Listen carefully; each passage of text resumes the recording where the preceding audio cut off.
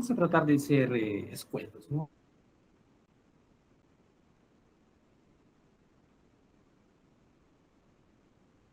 Indica qué necesito y cuál es la técnica. Esa es la idea, nada más de manera bastante breve, ¿ya?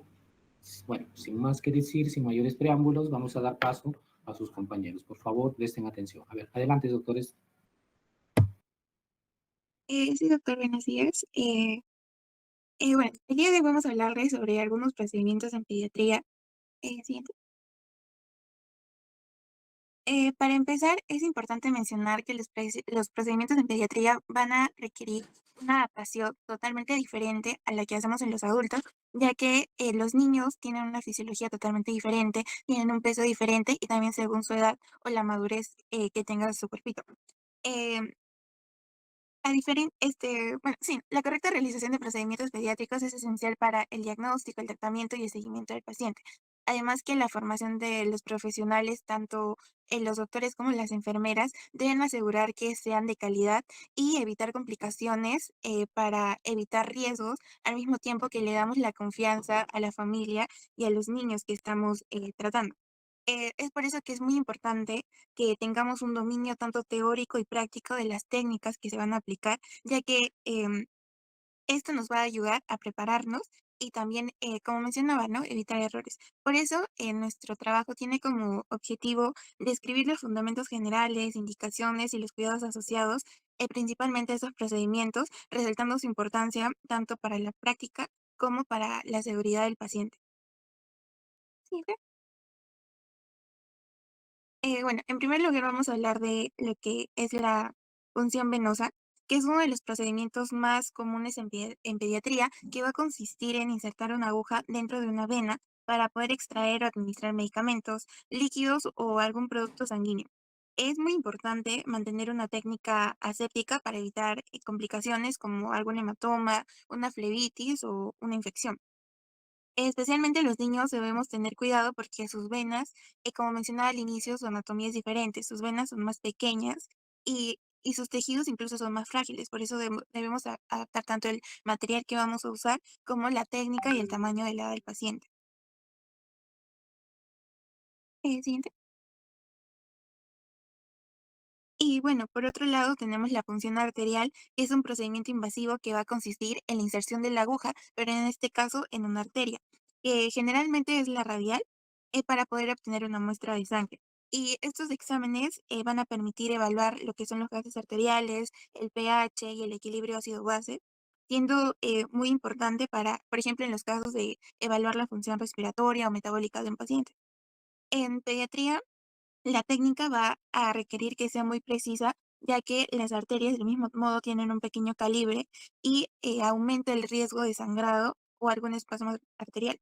Es por eso que antes de realizar la punción se debe comprobar que hay una buena circulación colateral por medio de que van a hablar más adelante de la prueba de Allen y aplicar una técnica estéril y al finalizar presionar el sitio de punción por lo menos unos 3 a 5 minutos para que se eviten complicaciones, ya que entre estas, por ejemplo, al mismo modo que la punción venosa, se puede originar un hematoma, alguna trombosis o un espasmo e incluso una infección.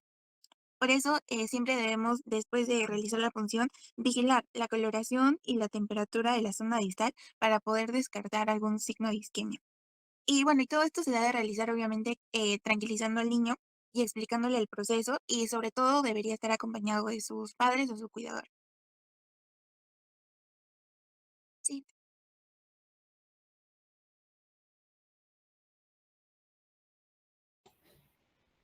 Buenos días, doctor. Voy a hablar ahora acerca, y compañeros, voy a hablar ahora acerca de las indicaciones de la punción venosa. Las indicaciones de la punción venosa en pediatría está indicada cuando se requiere extraer muestras de sangre para análisis diagnósticos, como hemograma, paneles bioquímicos, serología u otros estudios de laboratorio. También nos ayuda para establecer un acceso venoso periférico, colocación de un catéter, para la administración de líquidos de mantenimiento y medicamentos. Las contraindicaciones tenemos absolutas y relativas. En las absolutas sería infección al sitio de punción, flebitis o trombosis, también la alteración en la perfusión sanguínea, edema y edema de la extremidad. En las relativas, quemaduras o trauma en el sitio de venopunción. Se recomienda actuar con cuidado en pacientes con discrasias sanguíneas, la cual es una alteración de componentes de sangre, como anemia. Acá también podemos observar una imagen en donde nos hemos resaltado en un cuadrito los sitios periféricos más usados, que sería la fosa antecubital. Tenemos en cuadritos la vena basílica y la vena cefálica. Siguiente diapositiva, por favor. Ahora sí, vamos a entrar a lo que sería la técnica de punción venosa. Por un lado vemos los materiales, por el otro el procedimiento de los materiales a utilizar. Tenemos guantes de examen no estéril, torniquete, que es una banda de goma o banda elástica pediátrica. También tenemos antiséptico, que el más usado es el alcohol de 70%. Una jeringa estéril de 3,5 o 10 mililitros. Sistema de Bactainer, que es un método de extracción de sangre al vacío, que va a utilizar un tubo estéril de plástico. También tenemos aguja o mariposa calibre 23, ya que, ¿por qué el 23? Porque cuanto mayor sea el número, es más delgada la aguja, lo que va a reducir el dolor y el trauma en los niños o bebés. También tenemos torundas o gasas con alcohol, tubos de recolección de sangre según examen. Empezamos con lo que sería el celeste, el cual nos va a ayudar para ver cómo coagula la sangre, tiempo de protrombina o tromboplastina. El tubo rojo no tiene anticoagulantes y permite que la sangre coagule y luego se obtiene el suero para poder analizar y ver las pruebas de serológica o bioquímica. Y el morado, ETA, el cual es un anticoagulante, tiene un anticoagulante y sirve para analizar el hemograma. Y por último, un contenedor de objetos punzantes. El procedimiento. Empezamos lavándonos las manos y colocándonos guantes limpios, no estériles. También lo que sería la identificación del paciente. Reunimos el material necesario, que es todo lo que hemos mencionado, seleccionar el sitio anatómico y colocar el torniquete. Ya. Este torniquete lo vamos a poner entre 2 o 4 dedos por encima del sitio de punción y no tenemos que mantenerlo por más de 1 minuto. Luego realizamos la asepsia con alcohol de 70%, anclamos la vena y para esto vamos a hacer una tracción suave de la piel, insertamos la aguja con el bisel hacia arriba con un ángulo de 10 a 30 grados, obtenemos la muestra en tubos o jeringa. Luego aflojamos el torniquete antes de retirar la aguja por completo, retiramos la aguja, aplicamos presión con una gasa estéril, etiquetamos los tubos frente al paciente y verificamos si hay ausencia de sangrado, hematoma. Después de todo eso, desechamos el material punzante en el contenedor, que ya hemos mencionado los materiales. Y por último, y no menos importante, la higiene de manos de nosotros al final. Siguiente diapositiva, por favor.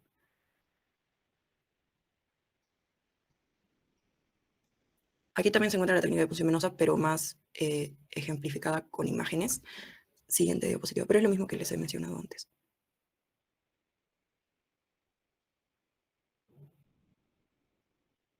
Y acá un video. Sin embargo, acá se ve la mano de una persona adulta, pero es la misma técnica. Hola, hoy aprenderemos a realizar la técnica correcta de punción venosa en un simulador. El objetivo es realizar este procedimiento de forma adecuada.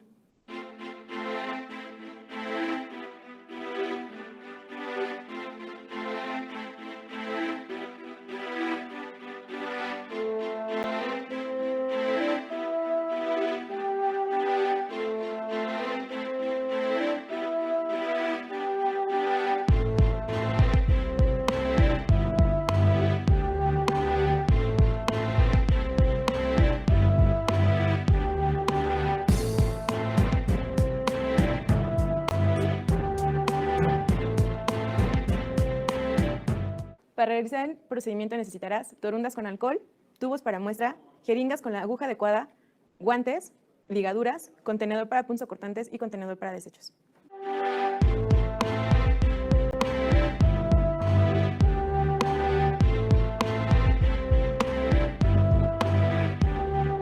Recuerda que es muy importante realizar una adecuada relación médico-paciente. El material tiene que ir al lado del mismo. Y si hay alguna duda acerca de este procedimiento, se tiene que aclarar previo a realizarlo. El sitio de la punción se elige de distal a proximal. En el dorso de la mano tenemos el plexo venoso. En el antebrazo tenemos la vena cefálica y la vena basílica. En el pliegue del codo tenemos la M venosa, donde podemos encontrar la vena cefálica, la vena basílica y la mediana. Colocamos la ligadura en la vena que elegimos y sentimos con mayor facilidad. Hacemos un nudo y lavamos con alcohol el sitio de punción 5 centímetros aproximadamente alrededor de ella, de forma circular. Ahora, fijemos la vena a puncionar. Traccionamos la piel y solicitamos que cierre y abra la mano de una forma suave. Tomamos la jeringa, retiramos el capuchón, la insertamos en un ángulo de 25 grados, con el bisel siempre viendo hacia arriba. Cuando la cámara se llena de sangre, significa que estamos en la vena. Retiramos la ligadura y extraemos la cantidad de sangre necesaria. Retiramos la aguja y hacemos presión en el sitio de punción con la duración de aproximadamente 1 minuto. Colocamos la muestra en el tubo, ahora solo usaremos uno, pero tú contempla los que necesites. Verifiquemos que correspondan los datos del paciente con el tubo y enviamos a procesar. Es importante homogeneizar la muestra en forma de 8, aproximadamente 4 ocasiones para evitar su coagulación. Esto será lo correspondiente a la técnica de punción venosa. Es importante que complementes con literatura y que sigas estos pasos de forma adecuada sin omitir ningún detalle.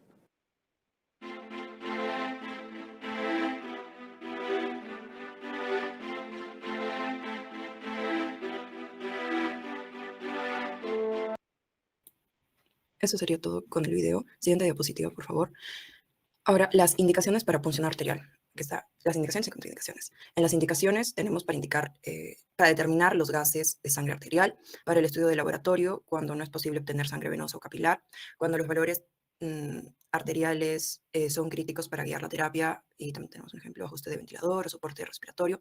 En los casos que no debemos realizar la punción arterial son defectos de coagulación, compromiso circulatorio en la extremidad, también colaterales inadecuadas al realizar el test de Allen, el cual voy a explicar más adelante, también en una infección local o hematomas en el sitio de punción. Acá también podemos observar la imagen del lugar más común o más usado para esta punción arterial, el cual es la arteria radial. Siguiente diapositiva, por favor.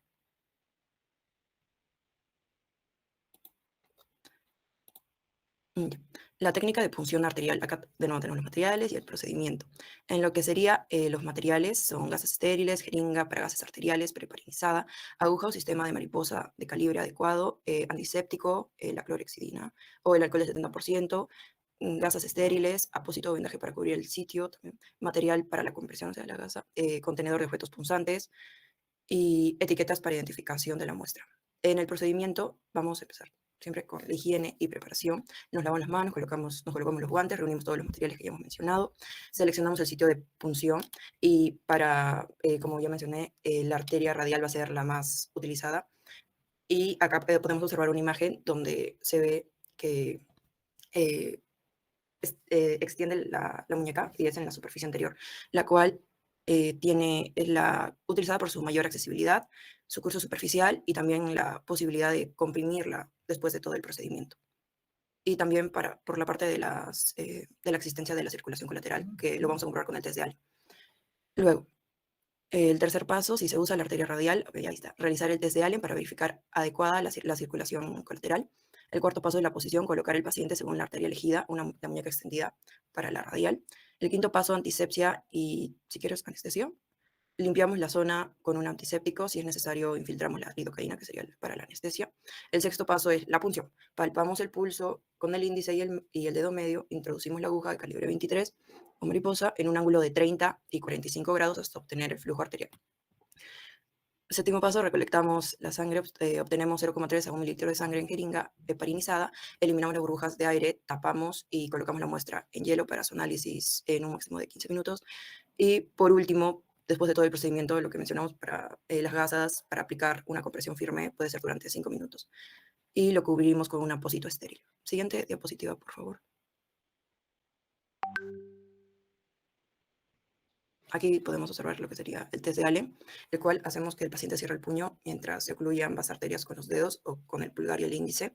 Comprimimos la arteria radial y la cubital o ulnar simultáneamente hasta que la palma se quede pálida. Luego hacemos que el paciente abra su mano, dejamos de comprimir la arteria cubital y el color debe volver a la mano en 15 segundos. En caso contrario, se escoge otro sitio para la punción arterial.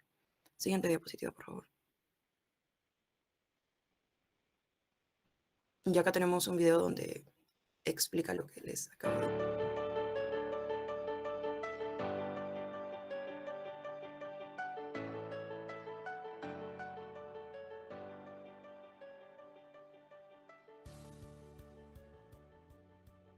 Materiales. Jeringa de gases arteriales o jeringa de 3 ml. Solución antiséptica o alcohol pad. Aguja 21G o 23G. Mariposas 23G. Guantes de procedimiento. Torulas de algodón secas. Tela adhesiva. Pinza Kelly. Riñón y bandeja limpia. Frasco de heparina sódica y tapa con birroja si no cuenta con jeringa pirinizada. Unidad refrigerante. etiqueta para rotular, bolsa de desecho, dispositivo de material cortopunzante, ficha electrónica o documento de registro. Procedimiento. Compruebe la indicación médica. Identifique al paciente verbalmente y con el brazalete de identificación. Realice higiene de manos. Informe al paciente o familia según edad sobre el procedimiento.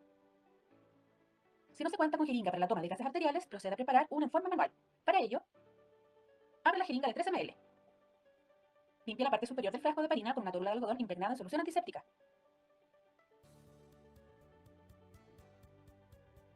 Quite la cápsula de la aguja e introduzcala en el frasco de heparina. Aspire 0,5 a 1 ml de heparina. Bañe todo el cuerpo de la jeringa con heparina deslizando el émbolo hacia atrás. Elimine el exceso de heparina dejando solo el residual. Elimine la aguja utilizada con pinza Kelly en el dispositivo para cortopunzante. Abra la mariposa y conecte la jeringa.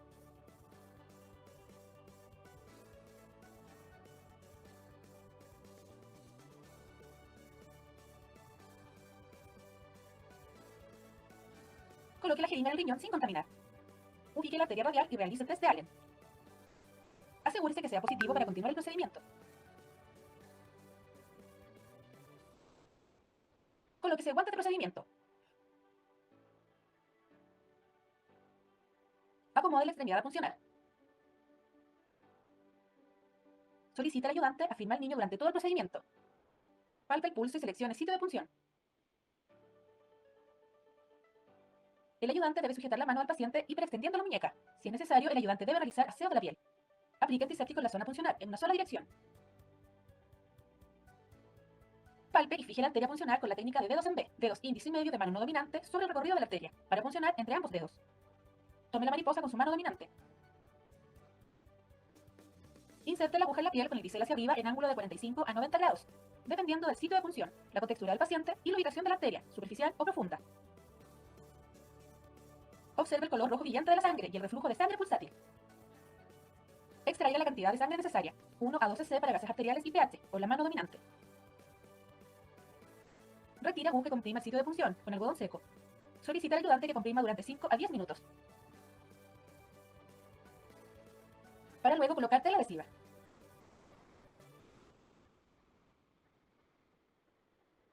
Elimine la mariposa con pinza Kelly en el dispositivo de cortopunzantes.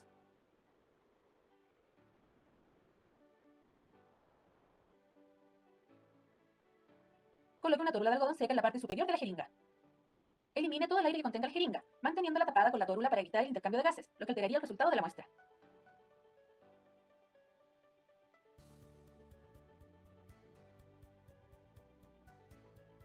Ocluya la jeringa con tapa combi rojo o tapón de jeringa de gases.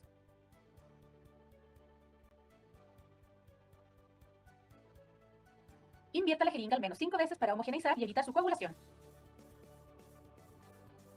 Identifique la jeringa con el nombre, RUT, servicio, cama y nombre del examen. Coloque muestra sobre unidad refrigerante y solicite traslado inmediato. Deseche el material donde corresponda. Retírese los guantes de procedimiento. Asegúrese de dejar al niño cómodo. Realice higiene de manos. Registro el procedimiento indicando fecha, hora, arteria puncionada, temperatura, FIO2, incidentes de procedimiento si los hubo, colaboración del paciente y responsable.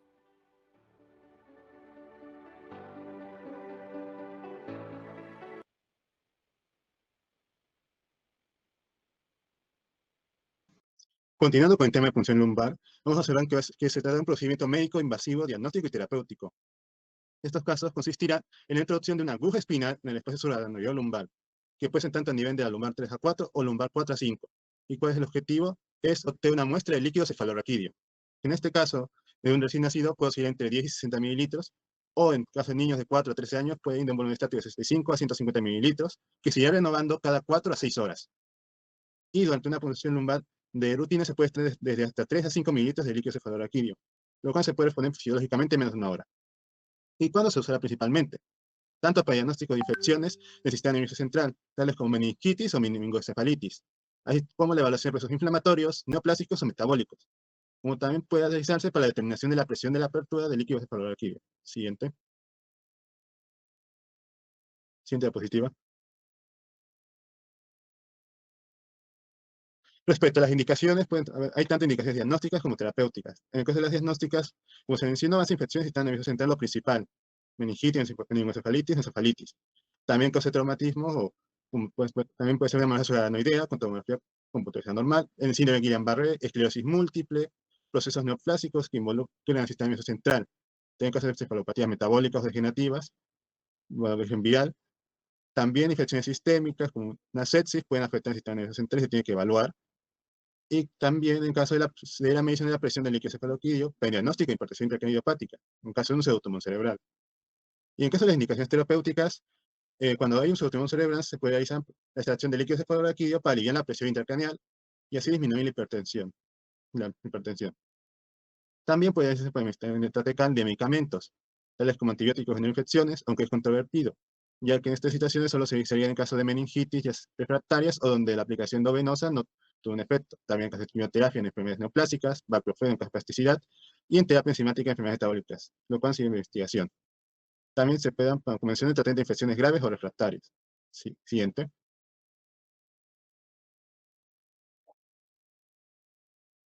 Y en el caso también, aquí hay unos par de cuadritos, que en el caso, por ejemplo, en estudios en líquido cefalorraquídeo, lo que se decidiría con la muestra, lo que siempre se realiza con la muestra es encefalitis infecciosa, autoinmune, inmunizante, enfermedad ciudadanoidea, neoplasias, epilepsias metabólicas, siempre se realiza en todos estos casos un estudio citoquímico y citológico, ya sea uno realizándose para tanto evaluar tanto tanto para evaluar tanto la composición química en líquido cefalorraquídeo, como el caso de glucosa, proteínas, los cuales pueden ser tanto en infecciones, la glucosa en disminuir, o proteínas aumentar en caso de infección, inflamación o daño en la membrana hematoencefálica,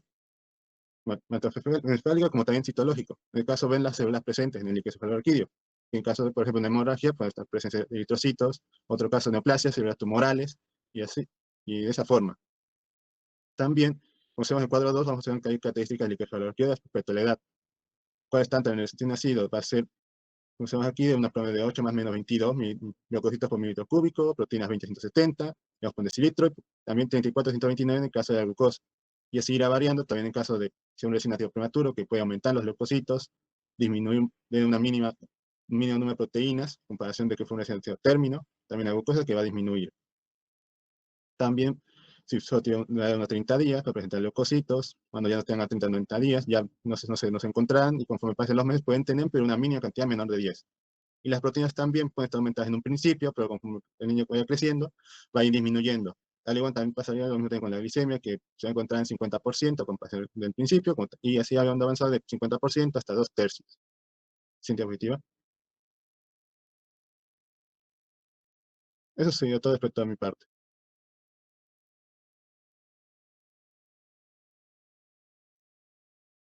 Bueno, ahora continuando con las contraindicaciones de la punción lumbar, bueno, en sí tenemos que la punción lumbar en pacientes pediátricos es un procedimiento invasivo y que puede tener ciertos potenciales que pueden llevar a la muerte, como puede ser la herniación cerebral.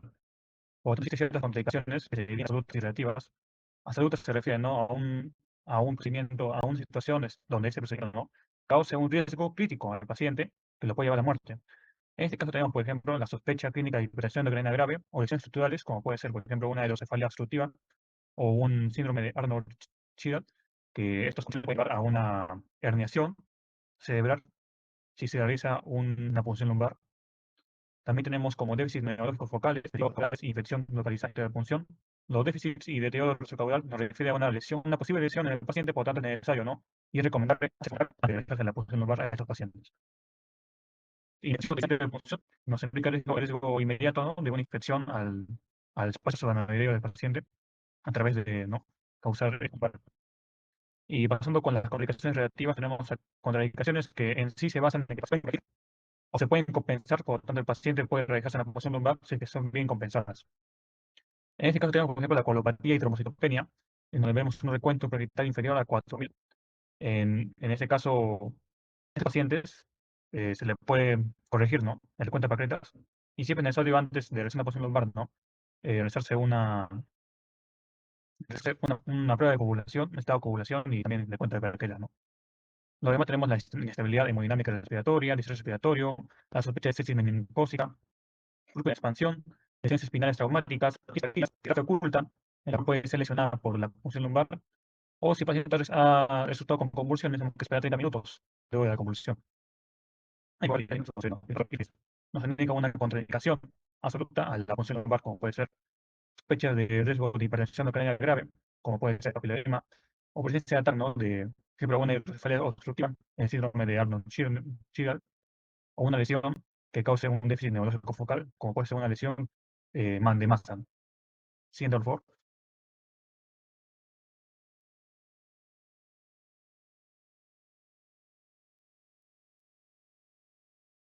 Bueno, acá tenemos en sí la técnica de procedimientos. Estos son en ese cuadro se puede observar, ¿no? Los informes necesarios, ¿no? Para realizar la punción lumbar. Ese sería lo más adecuado, en ciertos casos. Lo principal es que tenemos que tener una vestimenta estéril. Y siempre antes del procedimiento tenemos que lavar las manos para evitar ¿no? Para evitar posibles contaminaciones. Mantener la asepsia, como puede ser la solución bovillana yodada o cloicina y gases estériles. Un equipo de anestesia local donde se puede utilizar, ¿no? Se puede utilizar anestesia tópica o anestesia intradérmica, ¿no? Con la lidocaína 1%. Se recomienda no más la térmica. Tenemos el equipo de recolección del líquido ferroquímico, puede ser de 3 tubos, las originales, que puede ser de 20, 22 o 25. En este caso no se observan diferentes tamaños para los diferentes estadios. El compuesto de neonatos son de 1,5 pulgadas o 3.2 centímetros. Para escolares sería de 2,5 pulgadas, sería como aproximadamente 6,25 centímetros. Y niños mayores es ya ¿no? Hasta 3.5 pulgadas, que puede variarse, ¿no? Hasta 9 centímetros. Un equipo de manometría puede ser adecuado al paciente para evitar que se desgaste el líquido y disminuir la presión intracraneal. Este curso, ¿no? Con una llave de 3 vías, también existe el manómetro digital, ¿no? También nos sirve, ¿no? Para medir la presión de apertura y siempre no material de curación para el paciente. La técnica en sí es que el paciente no tiene que estar en una posición de cúbito lateral o sedente, o sea, sentado, y siempre se tiene que utilizar una técnica de asepsia adecuada, ¿no? Como puede ser con el yodo pipovidona o también con la clorexidina. Tenemos que ubicar, ¿no? Dónde se encuentra el sitio de la punción lumbar. Por lo tanto, tenemos que ubicar en sí la zona donde está la L4 a L5.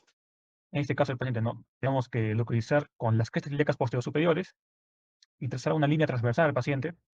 Esta línea va a cruzar encima del paciente a nivel L3, L4, por lo tanto, es recomendable, ¿no? Que esta zona es donde termina la médula espinal, por lo tanto, por debajo de esta zona, debajo de la apófisis espinosa, es recomendable realizarse la punción lumbar del paciente. Y también se puede utilizar ecografía si está disponible, ¿no? Bueno, así vamos a utilizar una aguja, un estilete. En este caso se busca, ¿no? Utilizar una aguja que no sea hueca, ¿no? Que tenga el estilete puesto, porque queremos evitar, ¿no? De que puedan salir celulares al espacio de la médula espinal y puede causar un quiste epidermoide como una complicación a la punción lumbar. Ya ingresando ya con, ¿no? Luego de la anestesia con la lidocaína 1%, podemos ingresar ya la aguja espinal, ¿no? Existen agujas ya hechas, ¿no? Para ese procedimiento. Y, no, dependiendo de la posición del paciente, podemos, ¿no? Colocar el bisel de diferente manera. Lo que tenemos que ver es que tenemos que ingresar al espacio subnavireo, por lo cual se puede determinar, ¿no? Mediante un chasquido, cuando se rompe el ligamento espinoso, o también se puede calcular, ¿no? Mediante una profundidad que podemos calcularlo con una fórmula, ¿no? Que los centímetros que vamos a ingresar al paciente deben ser 10 por el peso sobre la talla, y esto más 1. Luego tenemos que tomar el líquido cefalorraquídeo, aproximadamente el tubo debe tener 1 milímetro, o sea, 16 gotas, y también tenemos que colocar, ¿no? un raquinomanómetro sería más adecuado, ¿no? Para observar la presión de apertura y evitar un exceso, ¿no? de drenado de líquido cefalorraquídeo, que no debe pasar más de 20, 25, 50 centímetros de agua. Así hacemos de que evitamos posiblemente una descompensación o una hipotensión craneana que puede llevar a una clínica, ¿no? Del paciente, siendo for.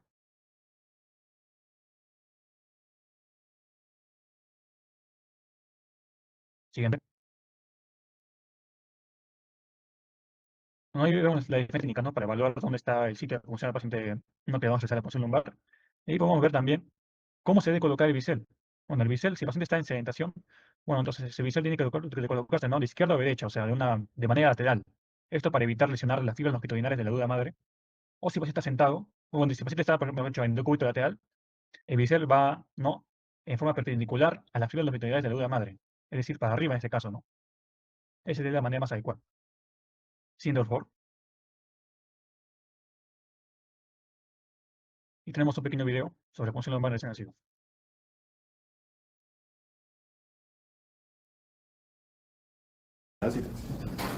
Bueno, vamos a realizar una punción lumbar en un neonato.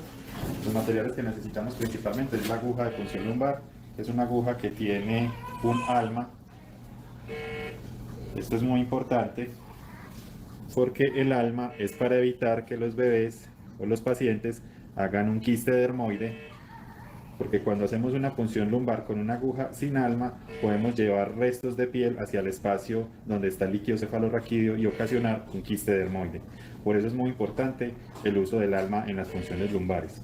Sin embargo, a veces estas agujas con alma pueden ocasionar dificultades en el éxito de la punción lumbar. La recomendación que yo les hago es que apenas atraviesen la parte de piel del bebé, pueden retirar el alma y continuar buscando el espacio donde está el líquido cefalorraquídeo ya sin el alma de la aguja, porque ya evitamos el paso de la piel y el riesgo de llevar restos de piel al espacio del líquido cefalorraquídeo, que es lo que ocasiona el quiste dermoide.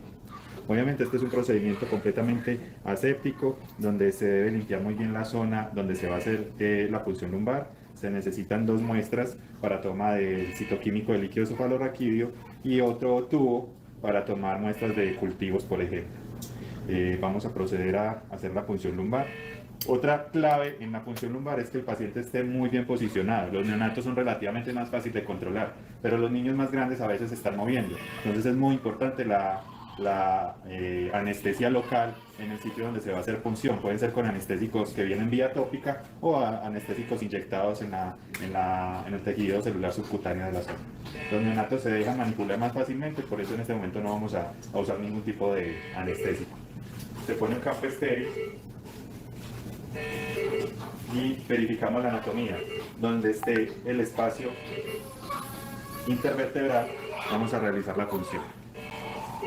El bisel debe estar en posición lateral, no debe estar hacia arriba ni hacia abajo, y vamos a realizar la punción. Es importante que el momento en que vamos a chuzar sea un movimiento rápido, porque los niños tienden a moverse. No es bueno empezar lentamente, sino hacer la punción de forma rápida. Ya cuando tenemos verificado el espacio, procedemos a chuzar. Voy a quitar el alma.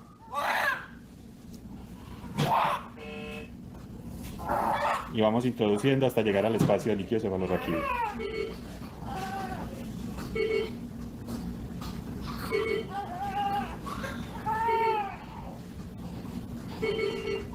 Ya llegamos al espacio y esperamos a que salga el líquido, que en este caso es transparente. Hay algunos bebés que tienen un poquito de presión más elevada y otros con una presión más bajita. Hay que tener paciencia.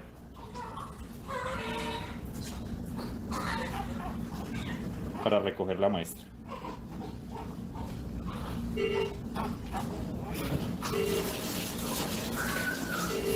Ya lo que sigue después de tomar las muestras es retirar rápidamente la aguja, hacer una oclusión del sitio por donde se ingresó la aguja, y eso es todo.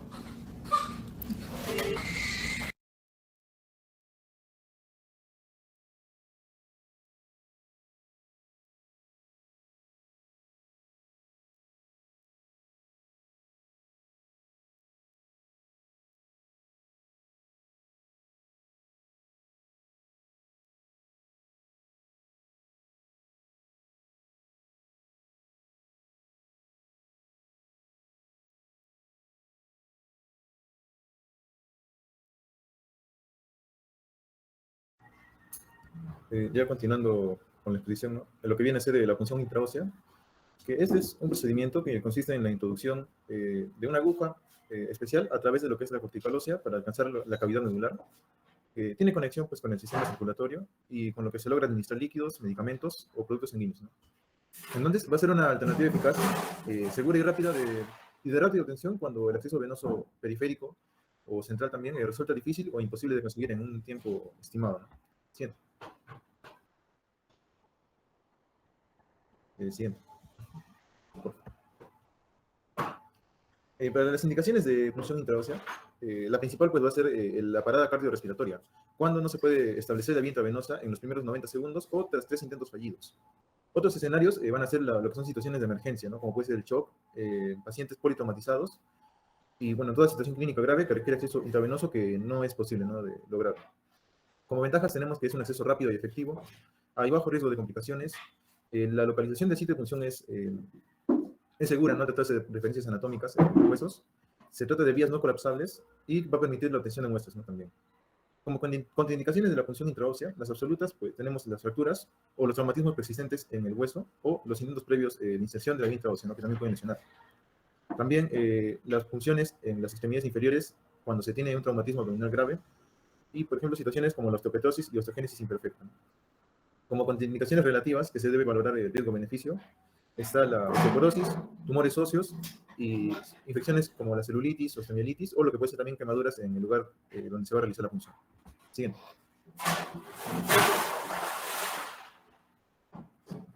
Los lugares de punción, ¿no? Para el procedimiento es importante conocerlos. En menores de 6 años se prefiere lo que es la tibia proximal, a 1 a 2 centímetros por debajo de la línea media entre la tuberosidad anterior y el borde medio de la tibia, ¿no? Se hace la línea imaginaria y se puncionaría hasta 2 centímetros debajo. En los mayores de 6 años se elige también la tibia, pero esta vez 2 a 3 centímetros por encima del malleolo tibial interno. Como sitios alternativos está la cara lateral del fémur, a 2 a 3 centímetros por encima del cóndilo lateral. También la cara anterior de la cabeza del húmero, lo que es la parte anterior de la espina ilíaca. También se puede hacer punción en el esternón, pero solo se recomienda a mayores de 3 años y pues no en parada cardiorrespiratoria porque va a interferir, ¿no? En lo que son las maniobras de reanimación. Y en el radio distal también en la cara opuesta a la arteria radial y en el cúbito distal. Siguiente. Para la punción intraósea, pues el procedimiento va a ser, bueno, tenemos varios dispositivos, ¿no? Esta vez voy a enfocarme en el dispositivo de acción manual. El lavado de manos y el uso de guantes es importante. La ubicación del sitio de punción, ¿no? Que ya lo expliqué, y considerando la tibia proximal en este caso. Se debe hacer limpieza de la superficie, ¿no? Con solución antiséptica. Se debe revisar la aguja, asegurar la correcta alineación de los biseles, tanto de la aguja externa y del estilete. Se debe colocar la pierna en rotación externa, semiflexionada y apoyada sobre una superficie dura a nivel del hueco popliteo. Si el paciente está consciente, se debe aplicar anestesia local al tratarse de un procedimiento doloroso. Siguiente.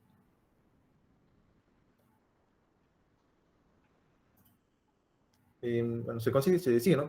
Agarrando la aguja con la mano dominante, apoyando, ¿no? el manubrio, ¿no? En la eminencia tenar, en la palma de la mano, con los dedos índice y pulgar a 1 centímetro de la punta y sujetando como si fuera un lápiz, ¿no? Un lapicero.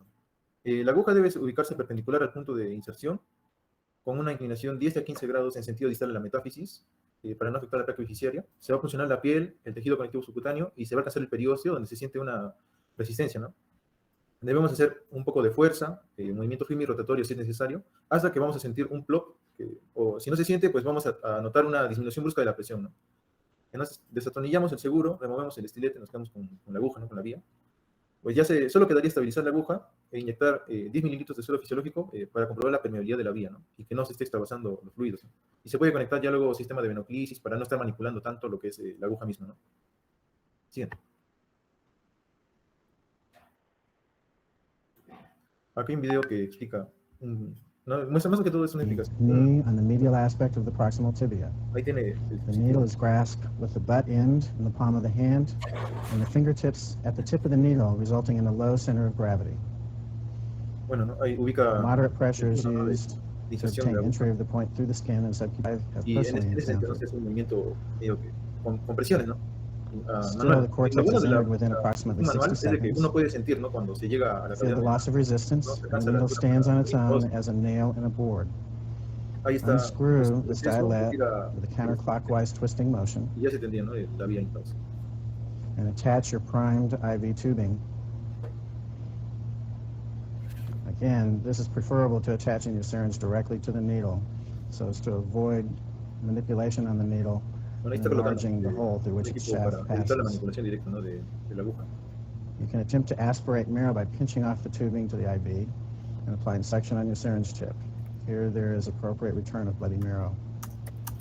Next, pinch off the tubing to the patient and draw up your IV fluid through the IV tubing. Now proceed with the bolus intraosseous infusion, pinching off the tubing to the IV Bueno, ahí solution, está comprobando la permeabilidad de la allowing vía it to pass y ya into the quedaría lo que marrow es, through the intraosseous needle. asegurar la vía, ¿no? Sujetarla. Continue and always observe the skin at the site of insertion for signs of swelling, which indicates extravasation, the main complication of intraosseous infusion. This picture shows how rapid Y ya finalmente, ¿no? Del procedimiento que podrían presentarse complicaciones, que son poco frecuentes con personal capacitado y un procedimiento adecuado llega a ser hasta menos del 1%. Y de presentar alguna, pues lo que se debe hacer, no retirar la aguja, suspender el procedimiento y monitorear al paciente. Las complicaciones más comunes son la extravasación del líquido, las fracturas óseas tras varios intentos de colocación, la perforación completa del hueso, la lesión de grandes vasos o del corazón si se trata de una punción a nivel external, lo que puede ser celulitis, abscesos subcutáneos y osteomielitis. Otras complicaciones menos comunes pueden ser la embolia grasa y ósea, el síndrome compartimental, la necrosis del sitio de punción, la lesión del cartílago de crecimiento, lo que puede ser sepsis si se tiene una punción por demasiado tiempo o por un procedimiento de limpieza inadecuado, y la rotura del catéter. Siguiente.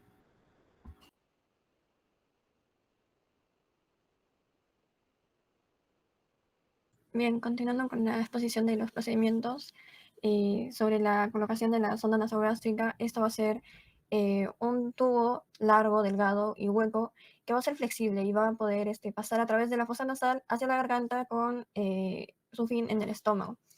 ¿Por qué se realiza este procedimiento? Es para, más que todo, en el caso de los pacientes pediátricos que necesiten nutrición o la administración de medicamentos, o en todo caso el vaciamiento o descompresión gástrica, si es que, por ejemplo, pudo haber consumido algún tóxico o haber ingerido algo irritante, ¿no?, para su estómago. Siguiente.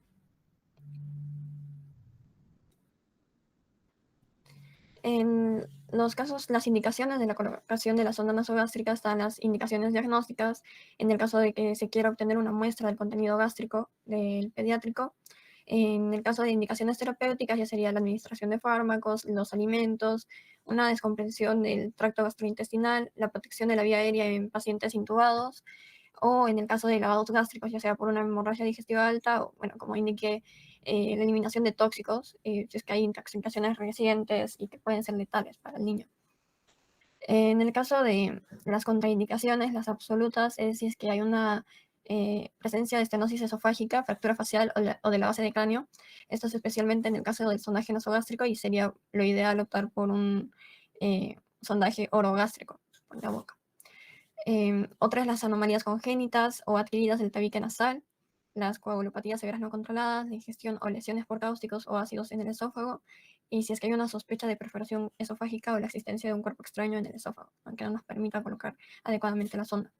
Y unas contraindicaciones relativas es la esofagitis severa, las varices esofágicas y la cirugía gástrica. Siguiente.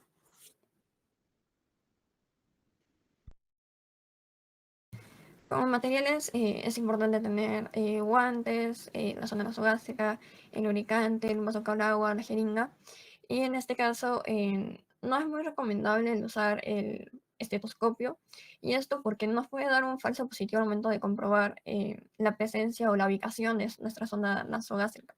El método que se usaba es el soplo de aire, cuando se insufla aire aproximadamente 1 a 2 mililitros y se escuchaba, ¿no?, un soplo en el estómago. Pero esto nos puede dar un falso positivo porque ya también podemos escuchar este soplo de aire en el caso de que esté ubicado incorrectamente en las vías respiratorias. Entonces, no es un método muy confiable y ya vamos a hablar cómo es que podríamos comprobar de manera más adecuada. Bien, y en el procedimiento primero siempre es necesario preparar todo nuestro material, tener el lavado y secado cuidadoso de nuestras manos y la colocación de guantes, y colocar en una posición al paciente. Si es que vamos a realizarlo o nuestra finalidad es hacer un lavado gástrico, la posición ideal sería el decúbito lateral izquierdo, con el cabecero en posición de Fowler o semi-Fowler. Si es que el objetivo es una nutrición enteral o una alimentación, lo ideal es el decúbito supino en posiciones Fowler o semi-Fowler. Y en el caso de niños pequeños, estos pueden ser colocados en el regazo de un cuidador o envueltos en una manta para así poder limitar los movimientos. Luego se realiza una higiene nasal, así nos aseguramos de que no haya secreciones y podemos usar un suero fisiológico para limpiar, ¿no? Siguiente.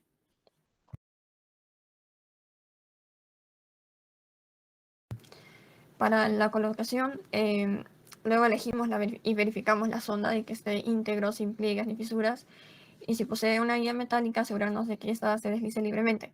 Para la elección de la sonda ya vamos a hablar de que puede ser según el material, el calibre o el número de luces que necesitemos. Y se utiliza el método NEMU, que sería identificar el extremo distal de la nariz y se extiende hasta el lóbulo de la oreja, y de ahí pasa lo medimos hasta el punto medio entre la apéndice sifoides y el ombligo. y ya se marca la medida de la sonda para poder tener en cuenta hasta dónde debemos colocar la sonda. No se recomienda el método el método NEX, donde se toma en cuenta las cifoides porque puede haber un riesgo de una ubicación alta. Hay un video también que explica esta posición o cómo medir el uso de la sonda nasogástrica.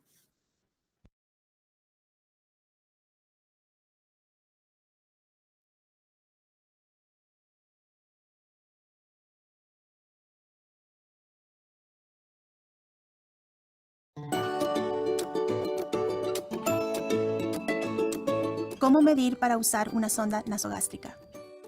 Estos son los suministros que necesitará para medir la sonda nasogástrica nueva. Antes de tocar la sonda nasogástrica, lávese las manos durante 15 segundos o use desinfectante para manos. Mantenga el cable guía en la sonda nasogástrica. Pregunte a la enfermera si debería usar el cable guía cuando coloque la sonda nasogástrica. Después controle que la sonda no tenga grietas, roturas o pliegues. Así es como luce un pliegue. Si la sonda tiene un pliegue, use una sonda nueva. Ahora que ha inspeccionado la sonda y ha asegurado el cable, es hora de medir la longitud correcta.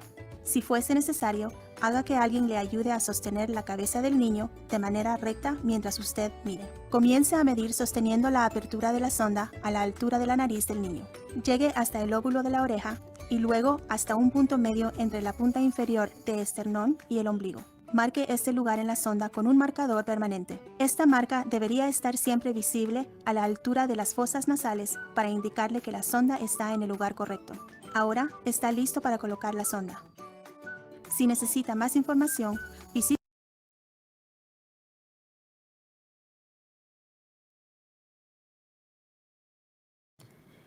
Y como mencioné en el video, ya podemos estar listos para poder colocar la sonda. En este caso se lubrica la sonda en la parte distal con lubricante hidrosoluble o un agua estéril y se elige la fosa que sea más adecuada, la que pueda ingresar correctamente en la sonda.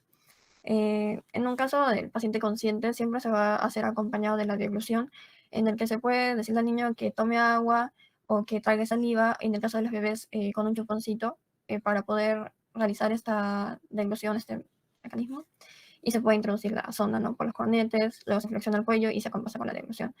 Y en el caso de pacientes inconscientes ya podemos usar otros materiales como una pinza de Magil o un depresor lingual que ya nos va a ayudar a poder colocar con mayor facilidad.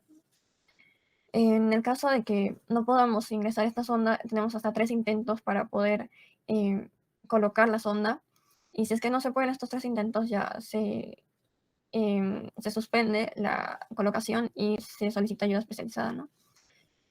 Y una vez colocado la sonda hasta la marquita que hicimos, se fija de manera provisional, ya sea con un esparadrapo o con un asistente que nos pueda estar agarrando a esa altura de la sonda. Tenemos en la diapositiva un ejemplo de cómo es la introducción de una sonda nasogástrica con la deglución de pequeños sorbos de agua.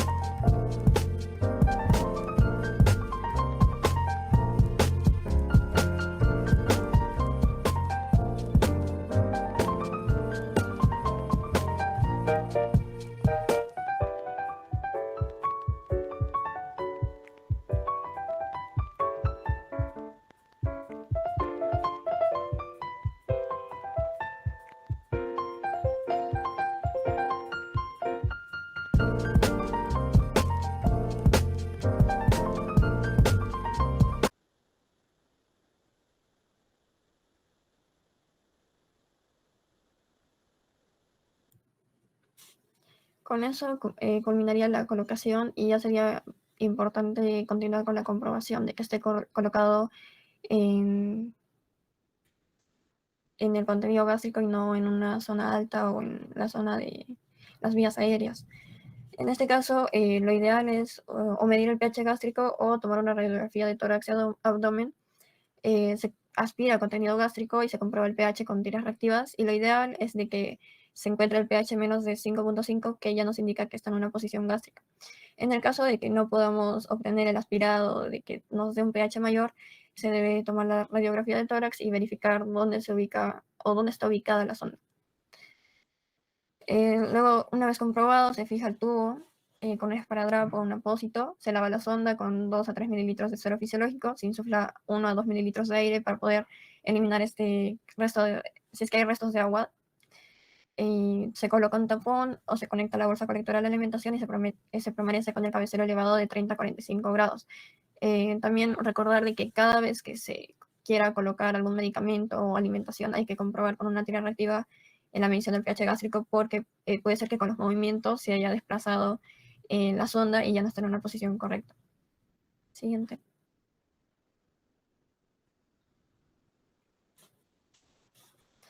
En cuanto a la elección de la sonda, había mencionado que había que elegir cuál era la que se adecuaba a nuestro procedimiento. Están las de polivinilo, que es para la succión de contenido gástrico o los medicamentos, la de poliuretano, que son de larga duración, son más rígidas que las de silicona. Y en el caso del número de luces, si es que necesitamos para una aspiración de contenido gástrico o una descompresión, usamos la de una luz, las de 2 luces para la eliminación de contenido gástrico y de 3 a 4 luces cuando hay presencia de hemorragias o por varices esofágicas.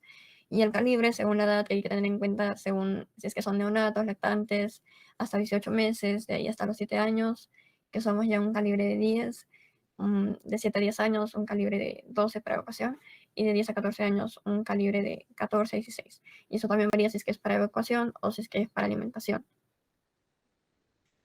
Siguiente.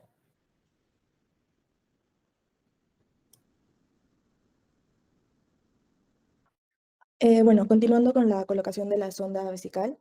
El sondaje vesical va a ser una técnica más invasiva que consiste en la introducción de una sonda a través del meato uretral hasta la vejiga, con el objetivo de poder establecer una vía de drenaje de orina desde la vejiga hacia el exterior, ya sea de forma temporal, de forma permanente o intermitente, con fines diagnósticos o terapéuticos.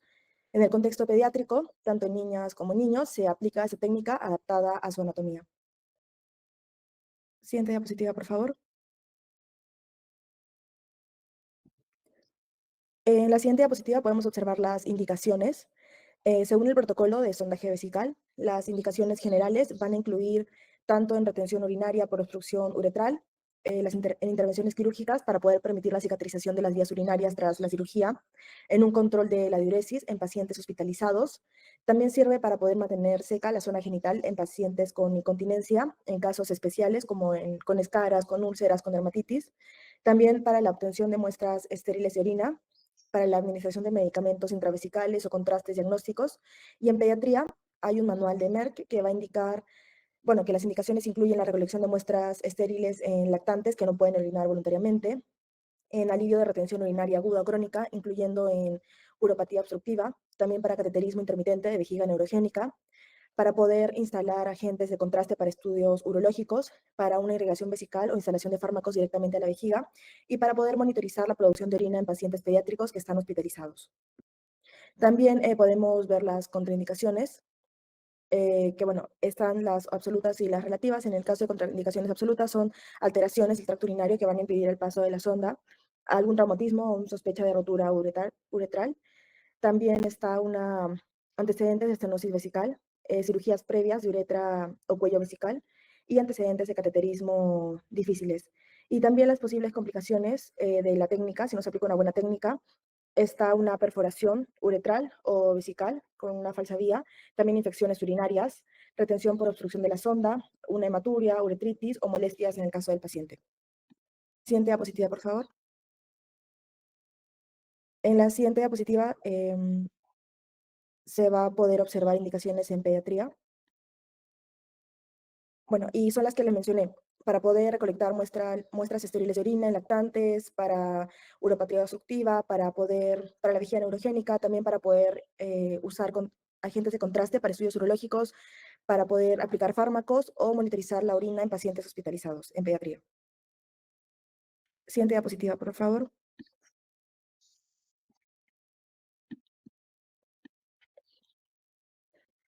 En la siguiente diapositiva se va a poder observar un poco sobre la técnica.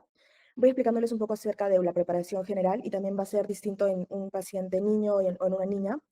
Primero, antes del procedimiento, es importante poder explicarle tanto al niño como a sus cuidadores, depende de la edad. Si es necesario, se puede sedar. También reunir el material estéril, un campo estéril también al alcance, colocar una almohadilla absorbente bajo la región perineal, también retirar el pañal si lo tiene, y es importante la limpieza, limpiar el área genital con agua, con jabón, secar y luego lavarse las manos, la colocación de guantes estériles, abrir el campo estéril y los materiales.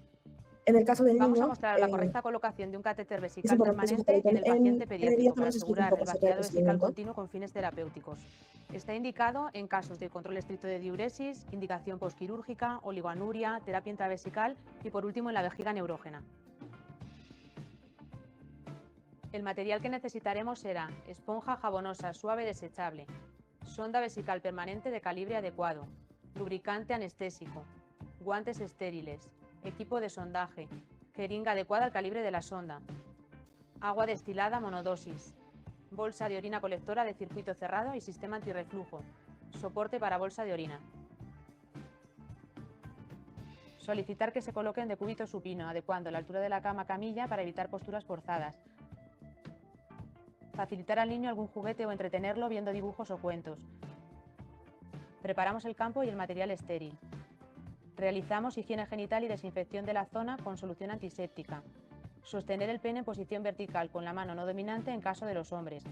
Separar los labios mayores y menores con la mano no dominante en caso de mujeres. Lubricar la sonda con lubricante urológico. Introducir la sonda vesical por el meato lentamente. En caso del hombre, cuando haya introducido unos centímetros, colocar el pene en posición horizontal y continuar introduciendo la sonda con suavidad hasta que drene orina. Continuar introduciendo unos 2 centímetros hasta asegurar que la sonda está dentro de la vejiga. Llenar el balón con agua destilada y deslizar la sonda hasta que se objetive el tope del balón. Si la sonda tiene fiador, retirarlo. Conectar la sonda a una bolsa de circuito cerrado con sistema antirreflujo.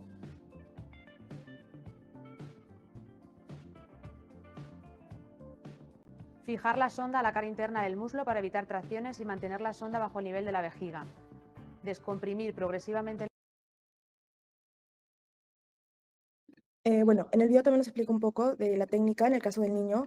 La Bueno, es vejiga en importante caso de sujetar retención aguda de el orina. pene con la mano no dominante, Si es también mantener perpendicularmente el abdomen, preciso retraer sobre fijar la la sonda prepucia, para que son recogida de indicaciones que muestra se de ven en el orina, video. no realizarlo en el trayecto o cuerpo del catéter. Se hará en la Es conexión a la importante bolsa de también orina. limpiar el glande, el meato con un En hisopo el momento de la retirada de antiséptico. la sonda, si hay dificultad en la salida de la misma, puede ser Ahí debido a un también parcial ubicar la incompleto del sonda, tubo de la poder sonda, en introducir cuyo con caso suavidad podemos hasta facilitar la observar la salida de salida del agua cortando con una tijera por encima de la válvula, garantizando así el completo También, vaciado del si la globo. orina no fluye, es importante animar al niño a relajarse.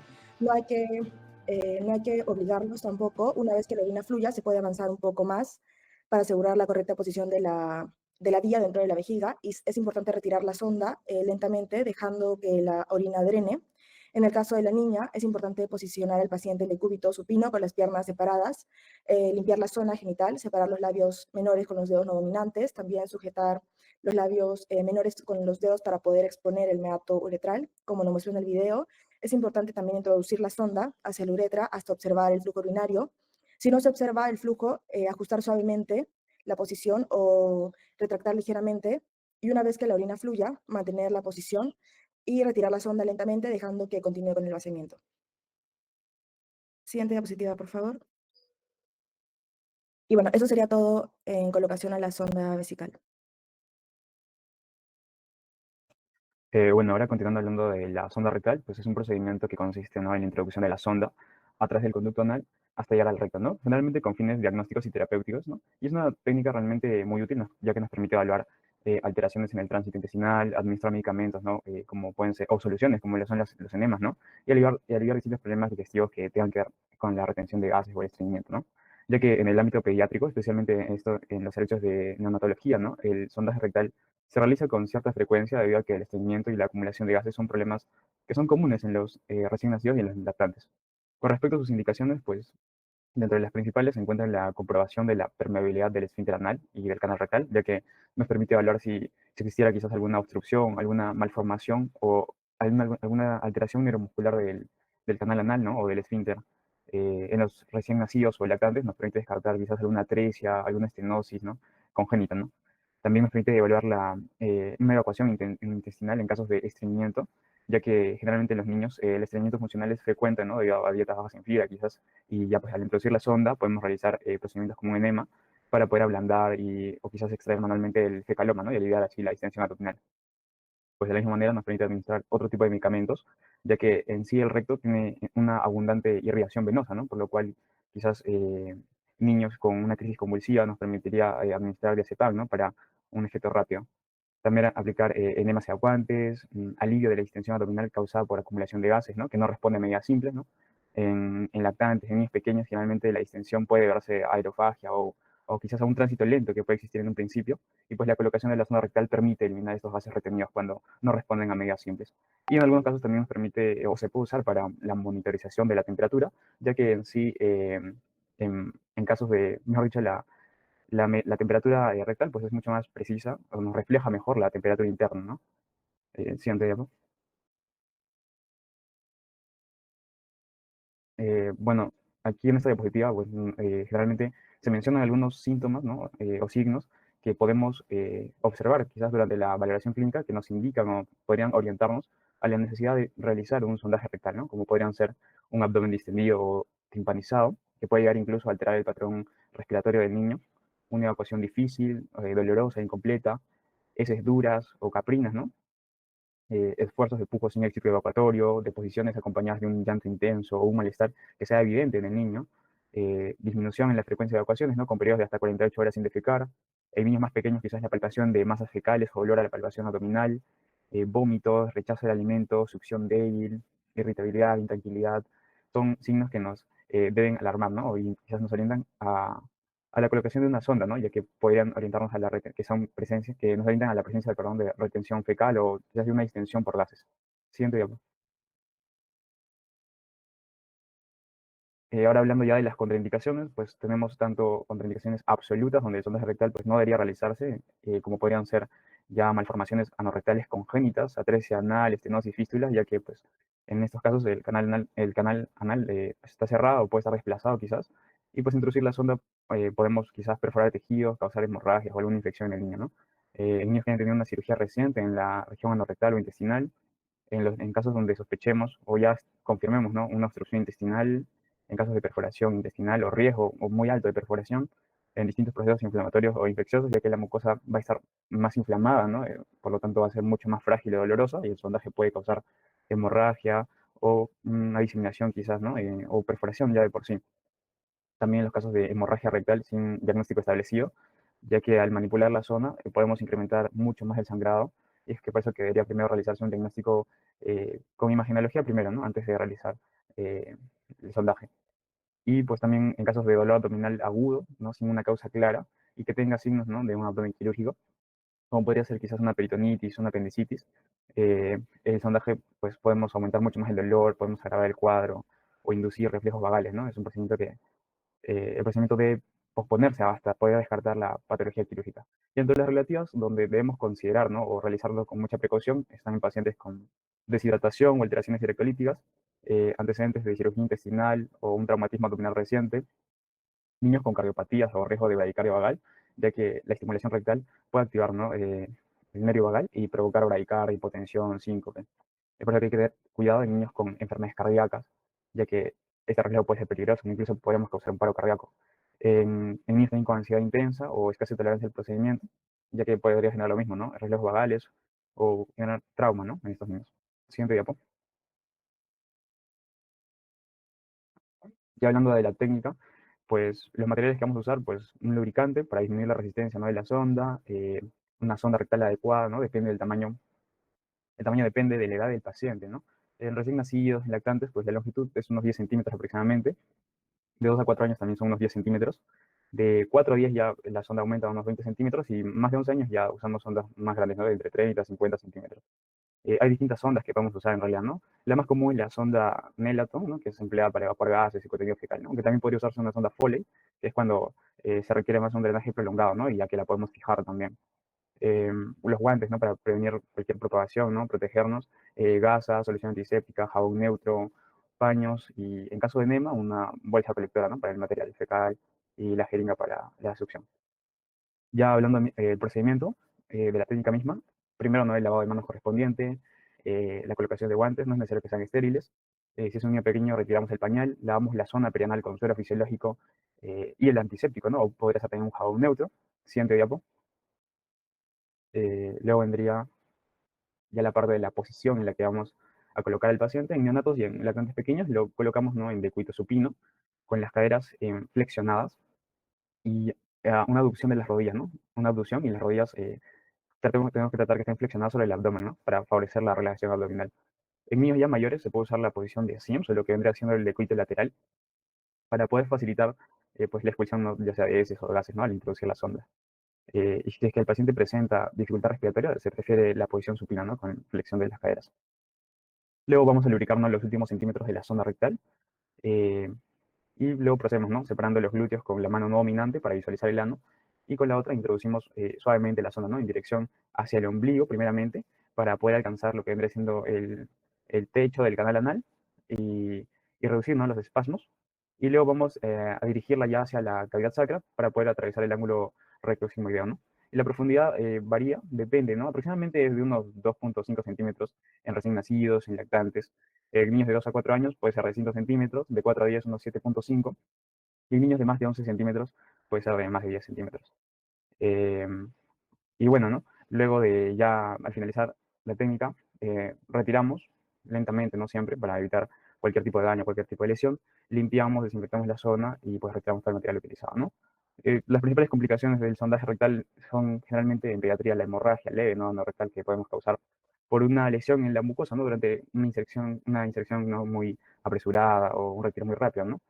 La peor complicación sería causar, ¿no?, una perforación rectal, ¿no?, si es que lo introducimos con mucha fuerza quizás, o si es que también se mantiene colocada por demasiado tiempo, ¿no? Eso hay que considerar. También podríamos causar, ¿no?, una distensión intestinal si es que introducimos aire, ¿no?, o espasmos intestinales si es que lo realizamos muy rápido o muy brusco. Siguiente.